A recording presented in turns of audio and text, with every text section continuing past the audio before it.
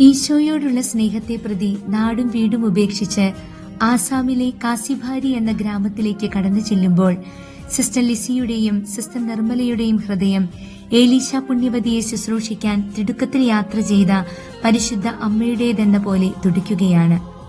റോമിലും ജർമ്മനിയിലും പഠിച്ചും ജോലി ചെയ്തും സുരക്ഷിതമായ സാഹചര്യങ്ങളിലായിരുന്ന ഇവരിരുവരുടെയും പുതിയ ശുശ്രൂഷാ മേഖലയാണ് മിഷൻ ശുശ്രൂഷകൾ.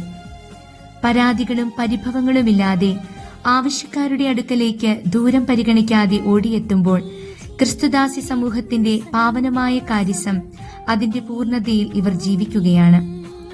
രോഗികൾക്ക് ഇവർ വൈദ്യരാകുന്നു, ആരുമില്ലാത്തവർക്ക് പ്രിയപ്പെട്ടവരാകുന്നു. ഒരു നേരത്തെ അന്നത്തിനു വേണ്ടി കൊതിക്കുമ്പോൾ വിശപ്പടക്കാൻ ആഹാരവുമായി അവരെത്തുന്നു. മുറിവിൽ മരുന്നാകാനും കണ്ണീരിൽ പുഞ്ചിരിയേകുവാനും ഇവർ കുയ്യരേകുന്നത് തിരുവചനമാണ്. ഓരോ ദിവസവും അർപ്പിക്കുന്ന ദിവ്യബലിയാണ് ഇവരുടെ പാദങ്ങൾക്ക് ഊർജം പകരുന്നത്. അപരന്റെ ജീവിതത്തിൽ കാരുണ്യത്തിന്റെ മാലാഖമാരാകുവാൻ ക്രൂശിലെ നാഥന്റെ സ്നേഹമാണ് ഇവരെ ദിനവും പ്രചോദിപ്പിക്കുന്നത്.